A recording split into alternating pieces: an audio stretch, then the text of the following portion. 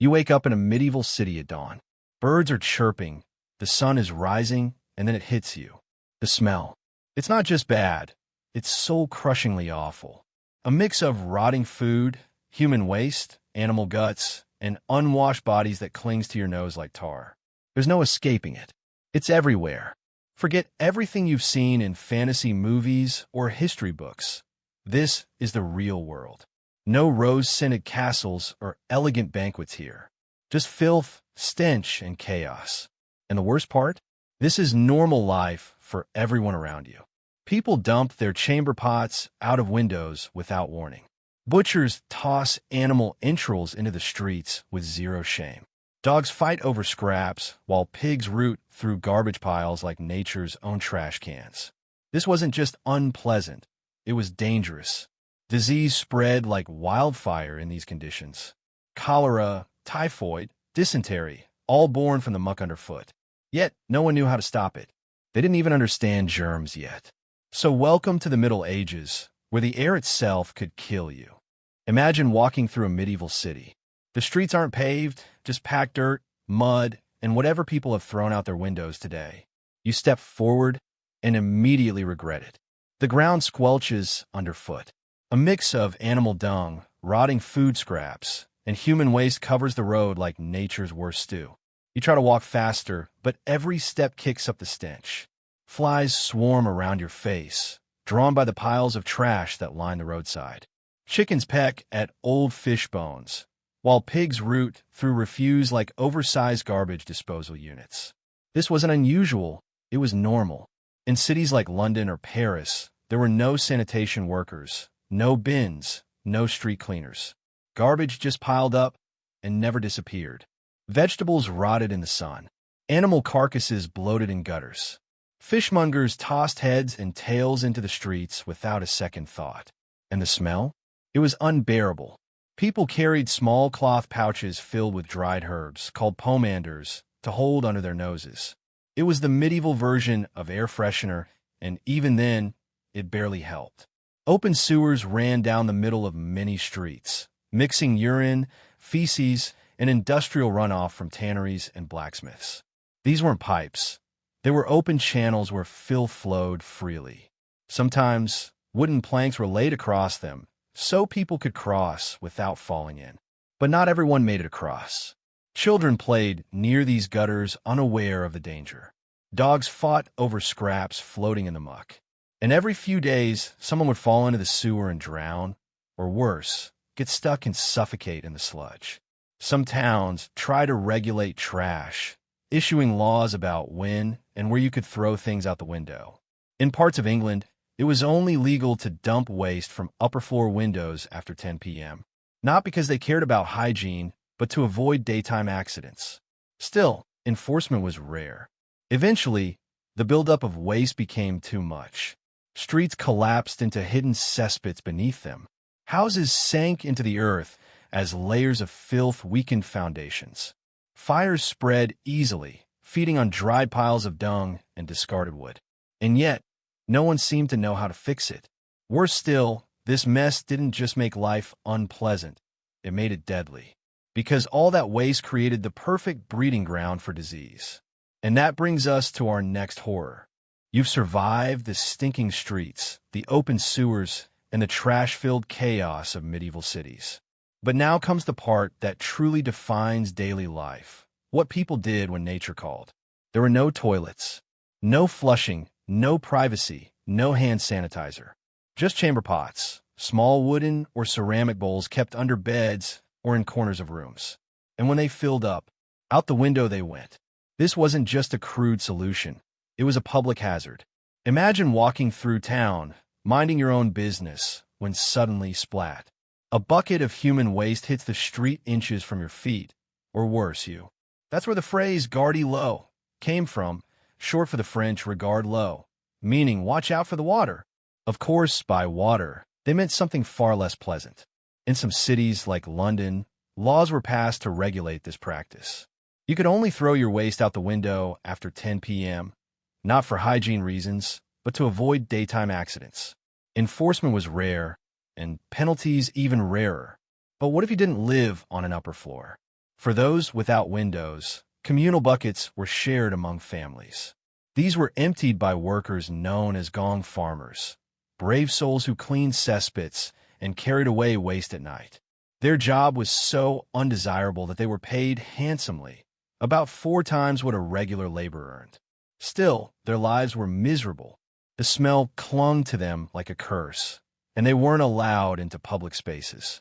They wore distinctive clothing so others could avoid them. Long before social distancing, there was gong farmer distancing. Some wealthier homes had a more advanced setup. Garderobes, essentially holes carved into stone seats that dropped waste straight down into moats or pits below. In Dover Castle, archaeologists found one such garderobe that dropped waste nearly 70 feet. Imagine the smell wafting up during summer. And yet, even these weren't safe. Cesspits overflowed, seeping into drinking water. Flies spread disease. People got sick, often fatally, from parasites like worms, typhoid, and dysentery. So how do they clean themselves? Toilet paper? Forget about it. People used whatever was available: leaves, moss, wool scraps, or hemp cloth. Wealthier individuals might have used soft cloths reserved just for this purpose. The Romans had once used sponges on sticks, rinsed in vinegar or salt water, but that knowledge was mostly lost by medieval times. Imagine trying to explain modern plumbing to someone back then. Running water? Flushable toilets? Soap dispensers? They'd think you were mad, or worse, practicing witchcraft. By now, you're probably thinking, I'd rather deal with traffic jams and taxes than live in a world without indoor plumbing. Well, hold on, because things get even worse. You've survived the trash-filled streets and the horror of chamber pots flying out of windows. Now, let's walk into one of the worst-smelling places in any medieval city, the butcher shop. Imagine walking past a wooden stall where blood drips from every surface. Inside, a man with a thick leather apron hacks at a carcass with a dull knife. Flies swarm around his head, drawn by the stench of rotting meat and animal waste.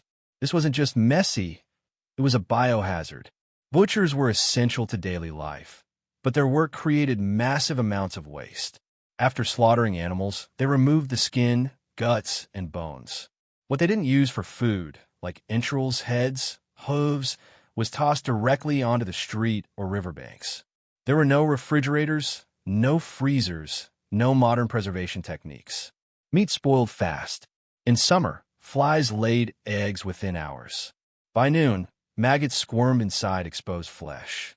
To mask the smell, butchers burned herbs or incense. But that barely helped. The air remained thick with blood, sweat, and decay.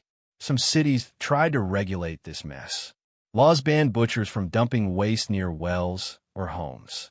In London, there were even designated areas where they could slaughter animals away from crowded neighborhoods. But enforcement? Almost non-existent. Instead, waste piled up outside shops. Blood ran through gutters. Dogs fought over scraps. Pigs rooted through offal like nature's own cleanup crew. And the worst part? These conditions weren't just gross, they were deadly. The constant exposure to raw meat and animal fluids spread diseases like anthrax, salmonella, and tuberculosis. Wounds from knives often became infected, turning fatal without antibiotics. Even worse, tanners, who turned animal hides into leather, worked nearby. They soaked skins in urine and lime to soften them. The stench was so unbearable that tanneries were always placed downwind from towns. Now, imagine living next to both a butcher and a tannery. Every morning, you'd wake up to the sound of screams, not from people, but from pigs being slaughtered. The air would be filled with the metallic scent of blood, mixed with the acidic fumes of chemicals used in tanning. Your clothes would reek, your skin would itch, and your chances of surviving childhood illnesses dropped drastically if you lived near these zones. So how do people deal with all this? They didn't. They just got used to it. Children played near piles of rotting meat. Women carried baskets of fresh cuts home, trying not to breathe too deeply. And everyone knew better than to touch the ground near a butcher's stall, unless they wanted to risk infection from years of accumulated filth. Even royal kitchens had the same problem. Records show that palace chefs dealt with rats, flies, and disease outbreaks caused by poor waste management. So while nobles dined on roasted pheasant and spiced venison, their meals came at a cost, one paid by the workers who cleaned up after the feast.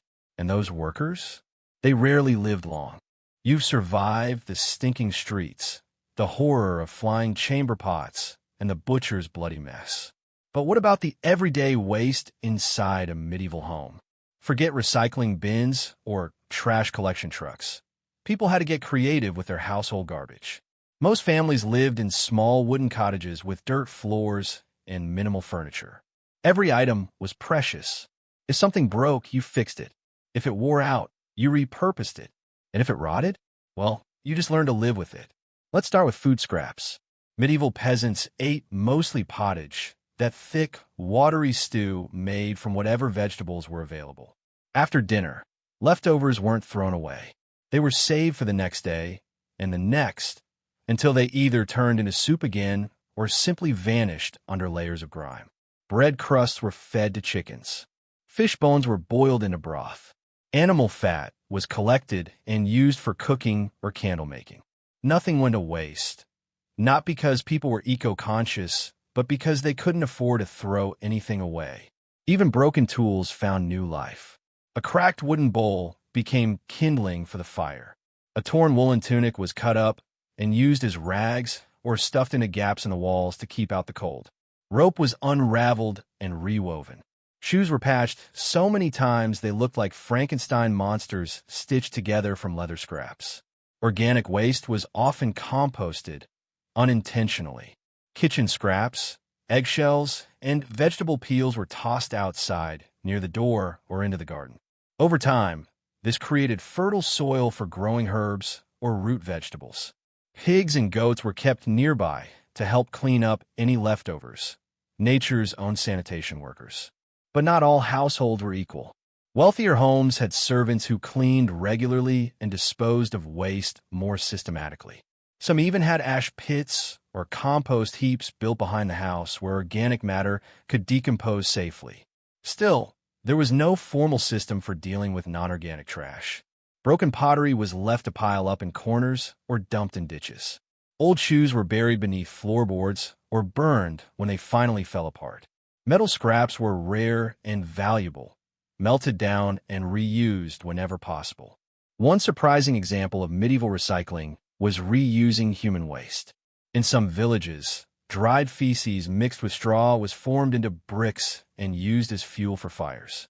In areas where wood was scarce, this night soil provided an alternative heat source, though at the cost of constant exposure to disease.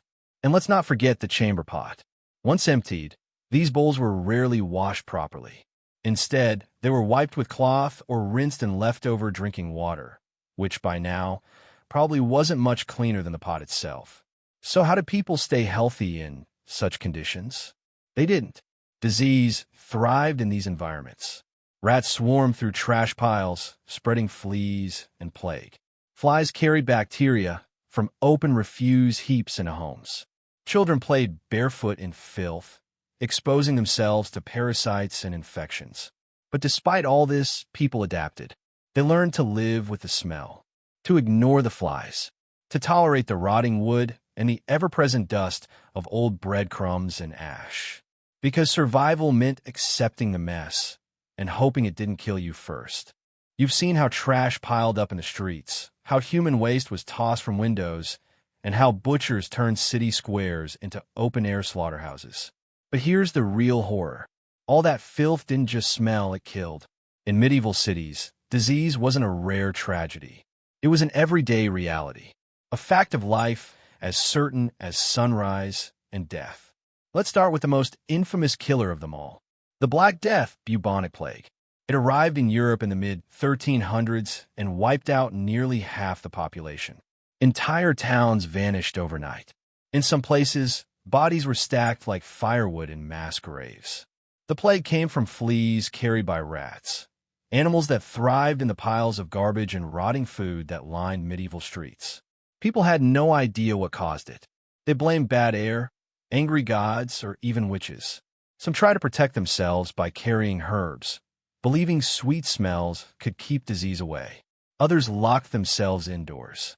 But it didn't matter. The plague came for everyone, rich and poor alike. And when you got sick, there was nothing they could do. Your lymph nodes would swell into painful buboes the size of apples. You'd cough blood, run high fevers, and within days, you'd be dead. Other deadly diseases born from filth. The plague wasn't the only killer lurking in a muck. Here are 10 more diseases that made medieval life a nightmare. 1. Dysentery caused by drinking contaminated water or eating spoiled food. Victims suffered violent diarrhea, often leading to dehydration and death. 2. Typhoid fever, spread through feces-infected food and water. Symptoms included high fever, stomach pain, and internal bleeding. 3. Cholera. Like dysentery, cholera spread fast in unsanitary conditions. It could kill someone in less than a day from severe dehydration. 4. Tuberculosis, known as consumption. This lung disease spread easily in crowded homes and villages. It slowly ate away at your body until you coughed yourself to death. 5. Leprosy. Though not as common as people feared, lepers were shunned and forced to live outside towns. Their skin rotted while they were still alive. 6. Anthrax, spread through infected animals, especially among butchers and tanners. It caused deadly infections through cuts on the skin. 7. Malaria, mosquitoes bred in standing water near cities. Sudden chills, fever, and organ failure followed. 8. Smallpox, a terrifying virus that left survivors scarred for life, if they survived at all. 9. Erysipelas, a bacterial infection that entered through cuts and scrapes, causing swelling, redness, and sometimes gangrene. 10. Parasites, worms of all kinds lived inside people's intestines. Children were especially vulnerable, often dying from malnutrition caused by these invisible invaders. Medieval medicine, more harm than good. When people got sick, they didn't go to doctor. There were no hospitals, no antibiotics, no painkillers. Instead, they visited healers who used methods that often made things worse. One popular treatment was bloodletting, cutting open a vein to drain bad blood. Another was using leeches, which were placed on the skin to suck out supposed toxins. If you were lucky, the healer might give you a potion made from herbs. If you weren't, you got mercury. Yes, mercury was prescribed for everything from rashes to syphilis. Side effects included poisoning, brain damage, and death. Doctors believed illness came from an imbalance of the 4 humors: blood, phlegm, black bile, and yellow bile. So their treatments aimed to restore balance, usually by making you bleed, vomit, or sweat more. Life expectancy, grim numbers. With disease running rampant and no way to stop it, life expectancy was shockingly short. On average, most people died between 30 and 40 years old. About 30% of children died before age 5, many from illnesses we now prevent with vaccines or treat with simple medicine. Even those who reached adulthood rarely lived long. Malnutrition, constant exposure to sickness, and lack of medical care wore the body down quickly. So next time you complain about waiting at the doctor's office or paying for health insurance, remember, medieval people would have paid anything for that privilege. Now, let's meet the brave souls who try to clean up this mess. You've seen how trash piled up in the streets. You've watched people toss chamber pots from windows with reckless abandon. You've walked past butcher shops where blood ran through gutters like a river of death. But someone had to clean it all up. Enter the gong farmers, the unsung heroes of medieval sanitation. These were men, and sometimes women, who made their living by doing the dirtiest job imaginable, emptying cesspits, cleaning out privies, and hauling away human waste. And no one wanted to be them. Life as a gong farmer. Imagine working in pitch black, surrounded by filth that hadn't been cleaned in decades. The air was thick with methane, ammonia, and disease. One wrong step could mean falling into a pit of rotting waste, or worse, drowning in it. Gong farmers worked at night, wearing long leather coats and gloves soaked in oil to keep the stench from soaking into their skin.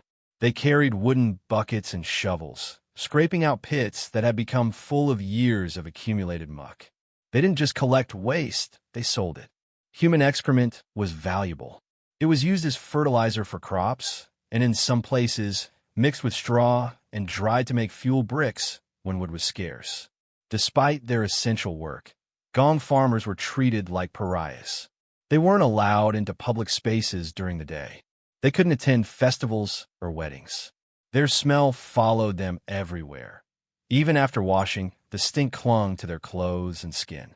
Some towns issued them special permits to work at night, and many lived on the outskirts of cities, isolated from the rest of society. Yet, despite the danger and stigma, they were well paid. A gong farmer earned about 4 times what a regular laborer did, because few would risk their lives for less. Other sanitation workers and scavengers. Gong farmers weren't the only ones dealing with waste. In larger cities like London and Paris, there were nightmen, workers who collected waste from communal privies built over rivers. These were wooden structures with holes cut into the floor, suspended above water, so waste would fall directly into the current. There were also scavengers, often poor children or beggars, who combed through trash piles looking for anything usable. Food scraps, broken tools, bits of cloth, or metal. Some scavenged for survival. Others sold what they found to tanners, blacksmiths, or apothecaries. One particularly grim job was body collection. During plagues and outbreaks, corpses were removed from homes and buried in mass graves. This work fell to the poorest members of society, those desperate enough to touch the dead without fear of infection. Laws and regulations. Did anything help? Surprisingly, some cities tried to regulate waste removal. In London, officials known as rakers patrolled the streets to ensure people weren't dumping waste illegally. They fined offenders and ordered the cleanup of blocked gutters. Some towns passed laws requiring homeowners to empty their own privies regularly. In others, waste could only be dumped at specific hours, usually late at night, when fewer people were outside. But enforcement was rare. Without modern plumbing, these rules were mostly symbolic. People still threw trash out the window. Butchers still dumped entrails in the street. And no one wanted to touch the mess unless they were paid to do it. A dangerous job that saved lives. Despite the disgust and danger, gong farmers and scavengers played a vital role in keeping medieval cities from collapsing under their own filth. They prevented waste from overflowing into homes. They reduced the spread of disease by removing rotting matter from populated areas. And they ensured that human waste wasn't left to fester in the open. Their work was thankless. Their pay was high, but their lives were short. Many died young from exposure to parasites, infections, or poisoning from chemicals used in tanning and dyeing. Still, they showed that even in the worst conditions, someone had to do the dirty work. And now, you know exactly who that was. You've seen how medieval cities were drowning in filth, streets filled with trash, open sewers running down the middle, and chamber pots being tossed from windows like grenades. But not everyone just accepted this chaos. Some cities try to fight back, with walls, cesspits, and even primitive plumbing. Let's explore the first attempts at organized waste management, and why they often failed. The role of city walls. Medieval city walls weren't just for defense. They also helped control where waste went. In many towns, walls kept animals out, and more importantly, kept people in. They created boundaries that forced authorities to think about sanitation, or at least where to dump things without poisoning the entire population. Some cities built drainage channels inside the walls to carry away rainwater and waste. These were crude ditches lined with stone or wood, leading runoff into nearby rivers or moats. But these systems had limits. When it rained heavily, drains overflowed, sending a wave of filth back into the streets. In dry seasons, stagnant water bred mosquitoes and disease. And since most cities grew beyond their original walls, new areas had no drainage at all. Still, walled cities offered one advantage. They could regulate what came in and out. Officials could tax traders bringing in goods and also inspect what was being thrown out. Some towns passed laws requiring homeowners to maintain clean gutters near their houses. Others hired street sweepers, usually prisoners or beggars, to clear debris from roads. Cesspits, medieval septic tanks. One of the better ideas from this era? Cesspits, underground pits dug beneath homes and public buildings to collect human waste. They were essentially early septic tanks, made of stone or brick covered with wooden lids. Some were built under garderobes, those medieval toilets we discussed earlier, allowing waste to drop straight down. Rich households might have had multiple cesspits, while poorer families shared one with neighbors. The idea was simple: contain the waste instead of letting it pile up outside. But there was a catch. Cesspits filled up fast. Without modern pumping systems, they had to be emptied by hand, usually by gong farmers risking their lives to scoop out decades-old sludge. And when they overflowed, that's when things got really gross. Waste seeped into the ground, contaminating drinking wells. Flies spread bacteria. People got sick again. Some cities tried to limit this disaster by passing laws about how deep a cesspit needed to be or how far it should be from a home. But enforcement was rare. Urban planning. Did anything work? A few medieval cities took sanitation seriously and tried real urban planning. Paris, for example, built stone-lined sewers under parts of the city as early as the 12th century. These were open channels that carried waste away from markets and homes. London followed suit, creating public privies over the River Thames. These were communal toilets, wooden structures built above the water so waste would fall directly into the current. But these systems were limited. Most only served wealthy districts. Poor neighborhoods were left to rot in their own filth. And without proper maintenance, sewers backed up, turning into breeding grounds for disease. Still, these efforts showed something important. People knew the problem existed. They just didn't know how to fix it properly. Innovations that almost changed everything. Despite the mess, some medieval engineers came up with surprisingly clever ideas.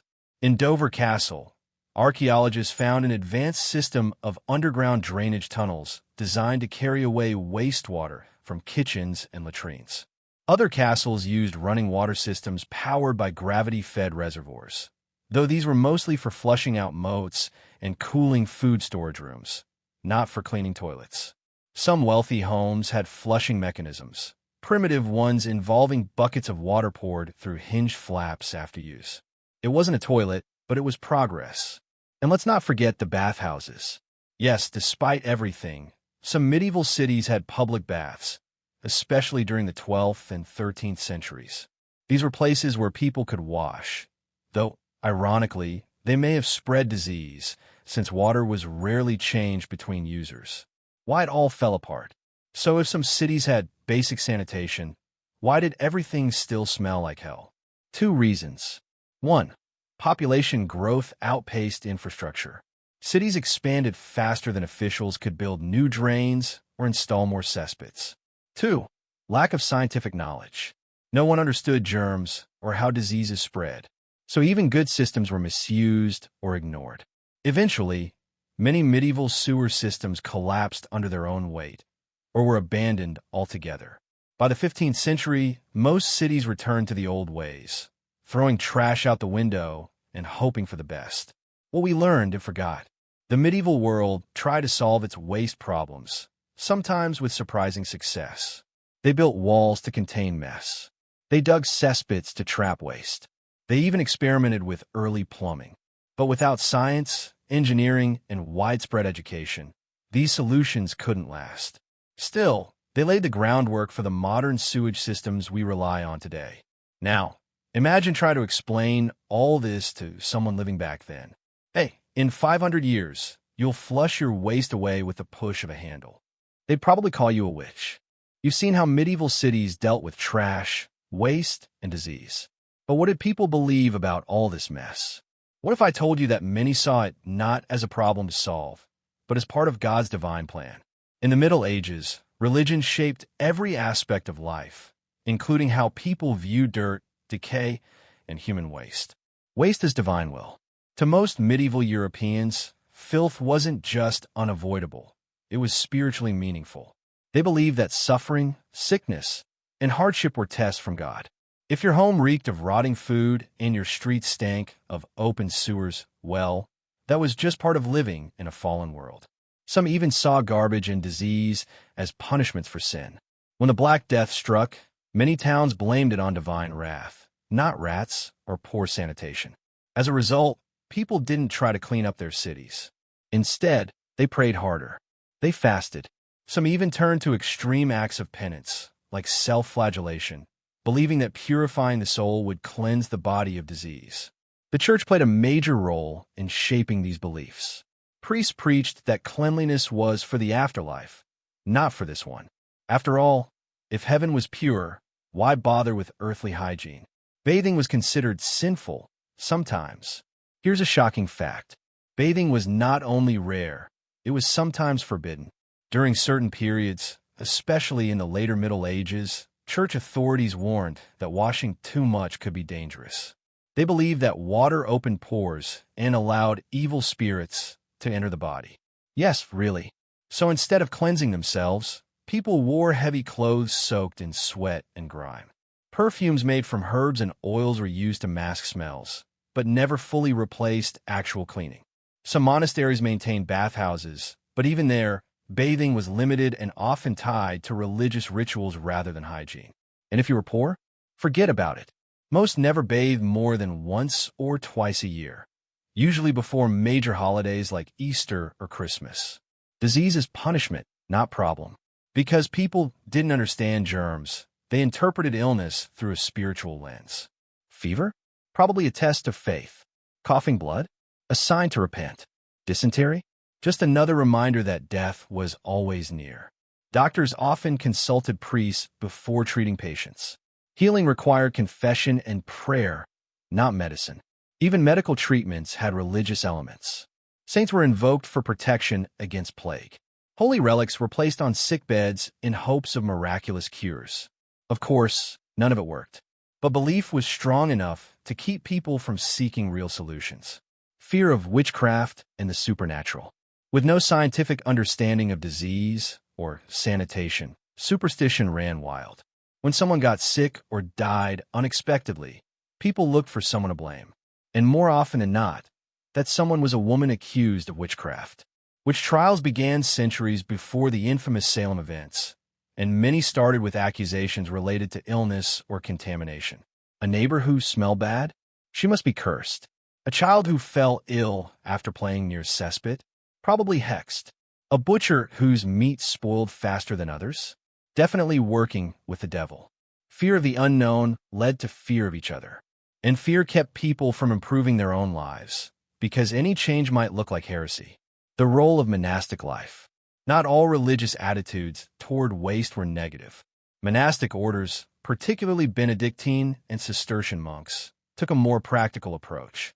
They built drainage systems, maintained gardens, and experimented with composting. Some monasteries had advanced plumbing, with running water channels and privies over rivers.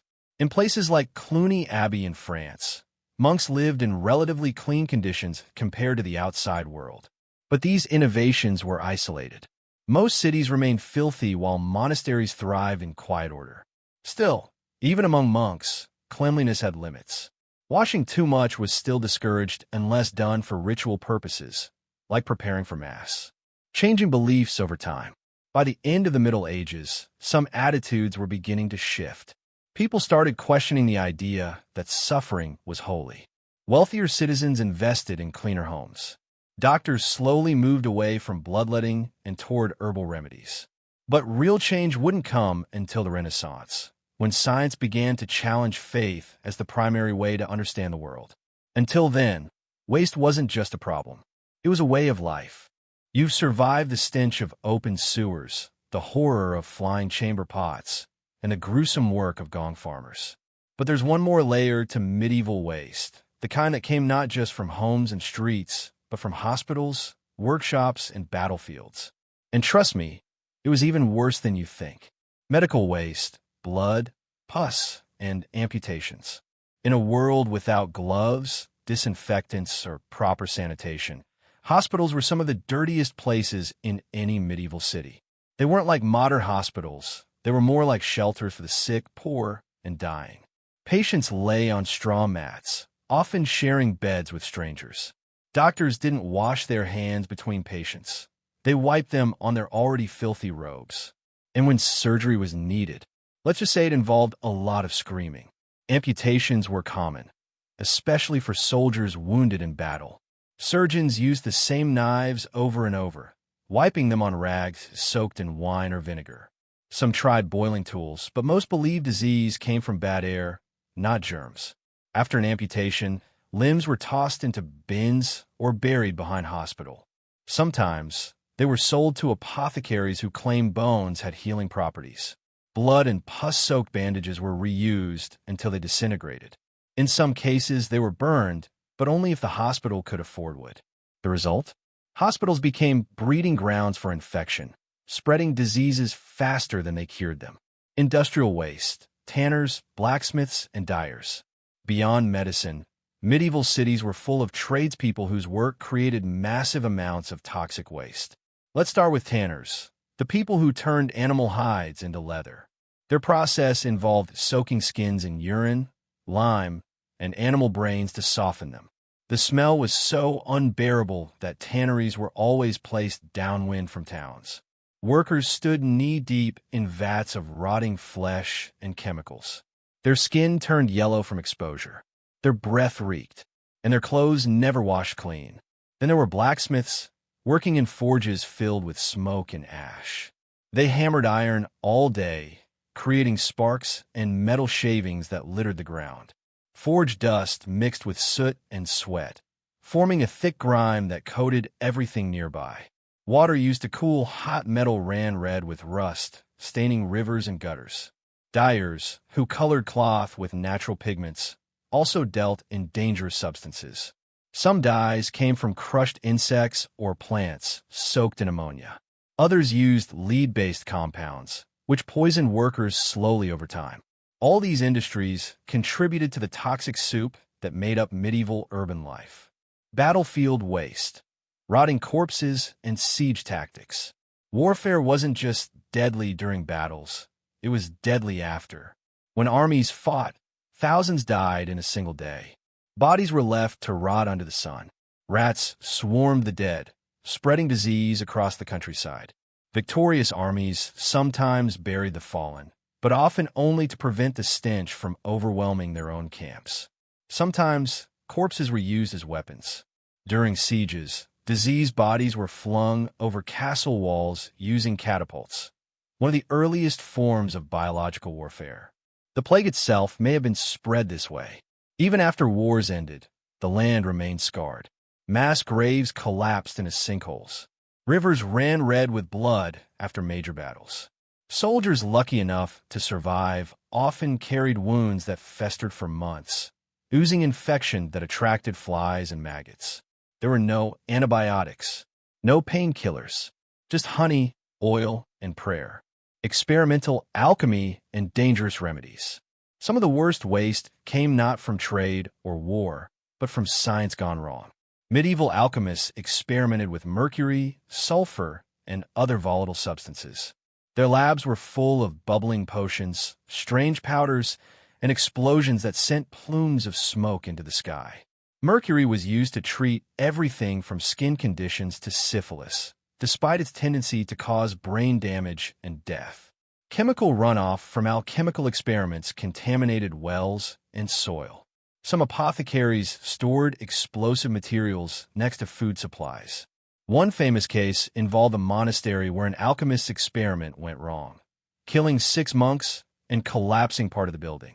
Fire and filth, a constant threat. With all this waste lying around, blood, chemicals, garbage, and excrement, fire was both a danger and a solution. Cities burned constantly. Sometimes it was accidental, a candle knocked over in a crowded home. Other times it was deliberate, a way to burn away filth and disease. But burning trash didn't solve anything. It just turned solid waste into toxic smoke that everyone inhaled. People coughed through clouds of soot. Children played near burning piles of refuse. And officials rarely did anything because they knew there was no better option. So what could be done? The truth is, not much. Without scientific understanding of germs, chemistry, or environmental impact, medieval societies couldn't stop the cycle of waste and disease. They tried what they could: laws, regulations, and religious rituals, but none of it worked long-term. Still, These early attempts laid the groundwork for future improvements. And now, you know exactly how bad it got before things got better. You've seen how trash piled up in the streets. You've watched people toss chamber pots from windows like grenades. You've followed gong farmers through cesspits thick with sludge. But here's a question most people never ask. What happened to all that waste after the Middle Ages ended? Spoiler alert, it didn't just disappear. Medieval pollution, more than just smells.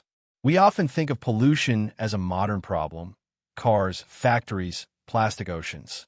But medieval cities were massive sources of environmental damage, long before we even had words for it. The same things that made life unbearable back then also left a lasting mark on the world around them. Let's start with water.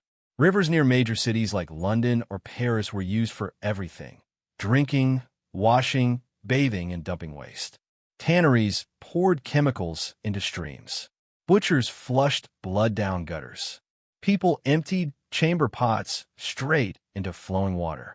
Over time, these rivers became toxic. Archaeologists studying medieval riverbeds have found high levels of lead, mercury, and other heavy metals, remnants of industry and medicine. In some places, soil contamination still affects agriculture today. And remember those open sewers? They weren't just gross, they poisoned groundwater. Wells filled with bacteria from human waste. Entire villages suffered from chronic illness because their only source of clean water was anything but rats, flies, and the spread of disease. Medieval cities weren't just dirty. They were biological bombs waiting to go off. Trash piles attracted rats. Rats carried fleas. Fleas spread plague. It was a deadly chain reaction that wiped out half of Europe during the Black Death. Even without plague, disease thrived in these conditions. Dysentery, typhoid, cholera, all of them spread easily in environments where filth was everywhere. Children played barefoot in mud mixed with feces. Farmers unknowingly planted crops in soil rich with parasite eggs. And the worst part? People didn't realize they were making things worse. They thought illness came from bad air, not germs. So instead of cleaning up, they burned trash to clear the bad smells, sending toxic smoke into the sky. In fact, one of the earliest recorded complaints about air pollution comes from 13th century London, where coal smoke was so thick that King Edward I banned its use in lime-burning kilns, under penalty of death. Yes, seriously, what we found in the dirt. Modern archaeology has uncovered just how much damage medieval waste did and how long it lasted. In old city centers, layers of trash, bones, and human excrement are stacked like pancakes beneath modern streets. Some sites contain centuries-old parasites, still preserved in the soil. One study in Cambridge found roundworm eggs buried deep underground, proof that medieval sanitation failures left biological traces that survived for hundreds of years. In Denmark, scientists discovered high levels of lead and copper in the remains of medieval children, likely from contaminated food and water. Even clothing and tools show signs of pollution.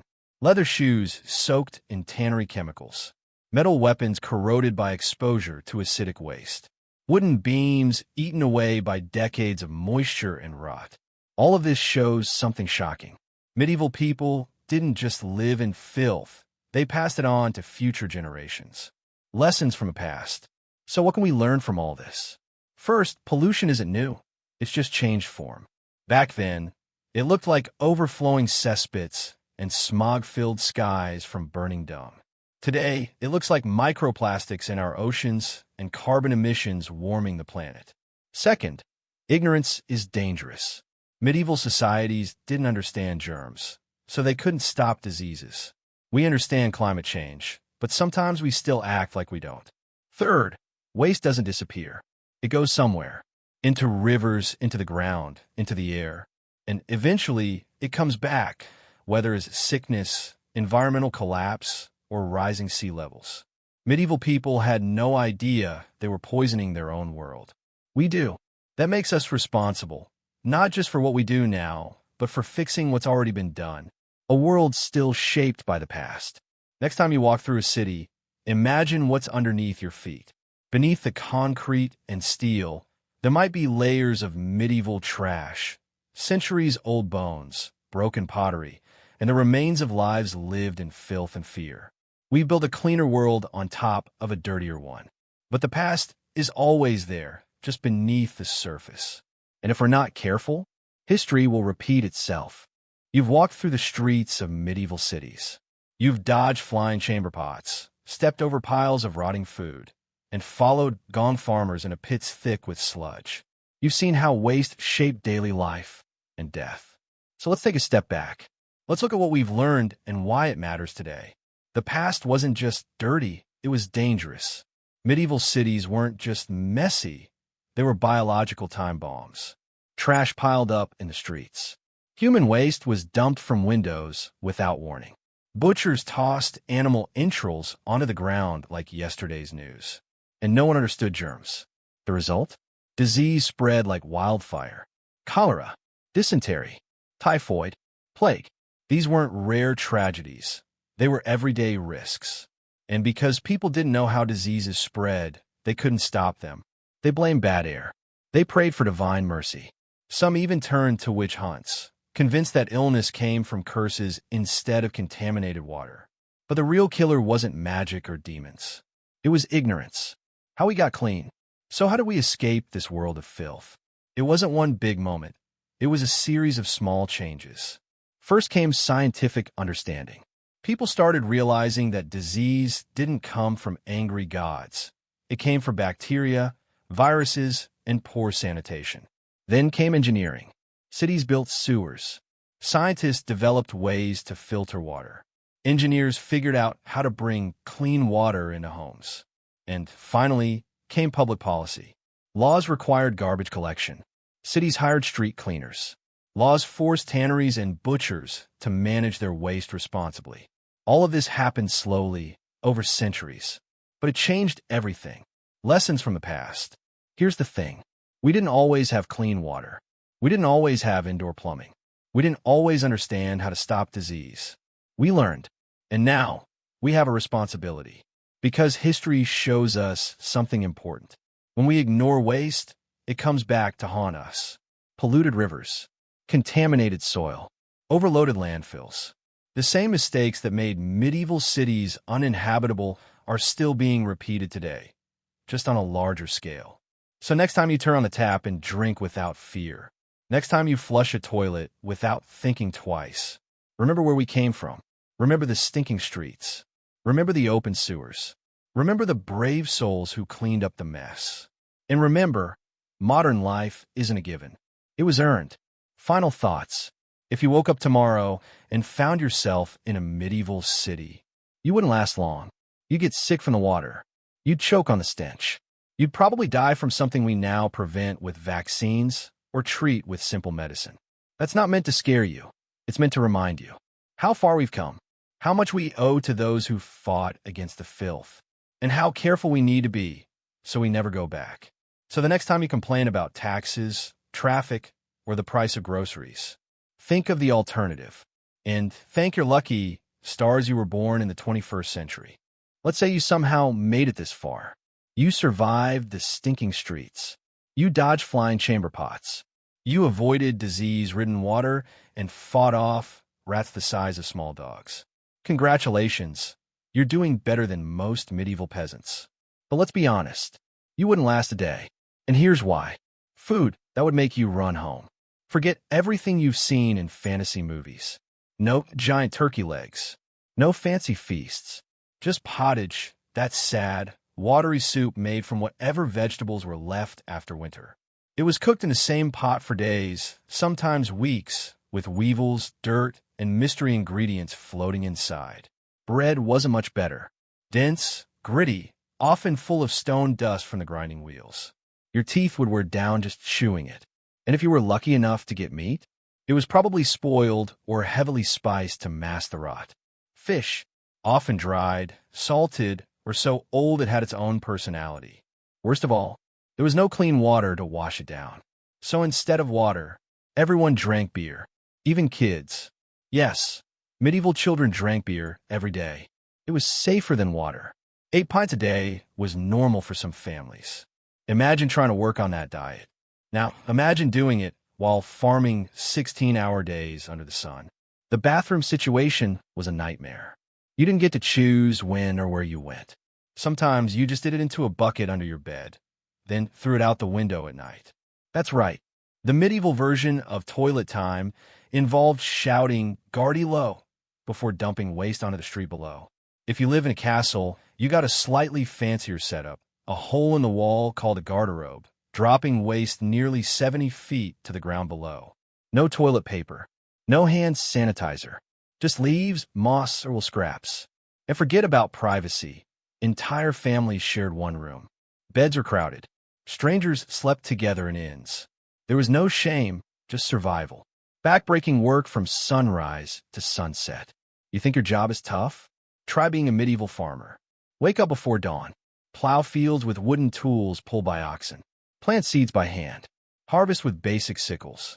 Repeat until your body gives out. Records show that medieval farm workers burned over 4,000 calories a day just from physical labor. They didn't need gyms. They needed to survive Tuesday. Blacksmiths worked in smoke-filled forges, breathing toxic fumes. Tanners soaked hides in urine and chemicals that stained their skin yellow. Apprentices started at age 7 and worked 6 days a week for up to 14 years before becoming journeymen. And if you weren't strong enough for farming, you ended up as a link boy, carrying torches for rich people at night. Or worse, a pure finder, collecting dog poop to sell to tanners. This was life for most people. Not glamorous, not romantic, just survival. Medicine that would kill you faster than disease. If you got sick, good luck.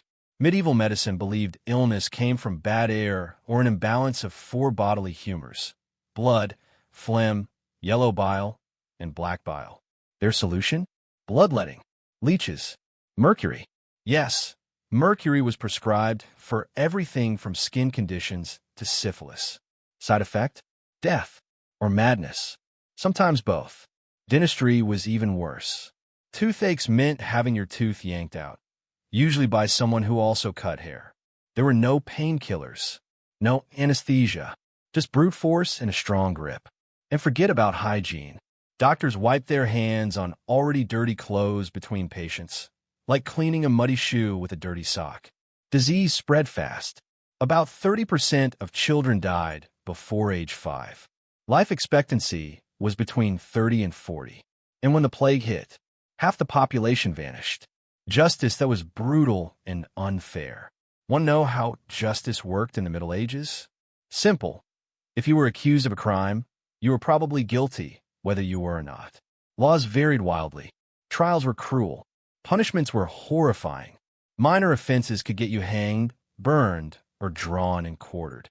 Want to prove your innocence?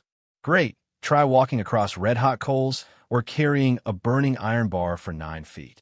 If your burns healed cleanly in 3 days, you were innocent. If they got infected, guilty, and probably dead. Another popular method was trial by water, tied up and thrown into a river. If you sank, you were innocent. If you floated, you were guilty and executed anyway. Justice wasn't blind in the Middle Ages. It was just blind to mercy. War was hell, literally. Forget what you've seen in movies. Real medieval warfare wasn't about honor or glory. It was about death. Soldiers wore padded cloth armor, if they were lucky. Full-plate armor was reserved for the richest knights. Weapons were crude. Most soldiers used spears, axes, or modified farming tools. The deadliest weapon? The longbow, which could pierce armor at close range. Battles were chaotic, blood-soaked, lethal. At the Battle of Toten in 1461, roughly 28,000 men died in a single day, about 1% of England's male population. And that was just one battle. Sieges lasted months, sometimes years. People ate rats, cats, eventually each other. Disease killed more soldiers than actual fighting. Medieval medics had 2 treatments. Rub some dirt on it, or prepare to meet your maker. Civilians caught in war zones faced starvation, violence, or massacre. Women and children weren't spared. If you somehow survived all that, everyday life was just misery. Medieval towns reeked of human waste, rotting food, unwashed bodies, and tanning chemicals. People carried little pouches of herbs, called pomanders, to hold under their noses. The medieval version of air freshener was just slightly less smelly stuff masking the worst smells. Personal hygiene was practically non-existent. Most people bathed only a few times a year. Some believed bathing opened pores and let disease in. Lice were so common that special combs for removing them were standard grooming tools. Clothing was uncomfortable, rarely washed, and worn until it fell apart. Privacy didn't exist. Entire families shared one room. Beds were crowded. Servants watched your every move. Entertainment was violent. Public executions were treated like festivals. Animal baiting was popular. Traveling performers were rare treats. Social mobility was nearly impossible. 90% of people were peasants who owned nothing and worked land belonging to nobles. Knowledge was limited. Superstition filled the gaps. People believed in witches, demons, and magical creatures. A solar eclipse could send an entire town into panic. Communication was slow. News traveled at the speed of a walking messenger. Information from 50 miles away might take days. From other countries, months. So what's the verdict? The past may seem romantic in books and movies, but the reality of medieval life?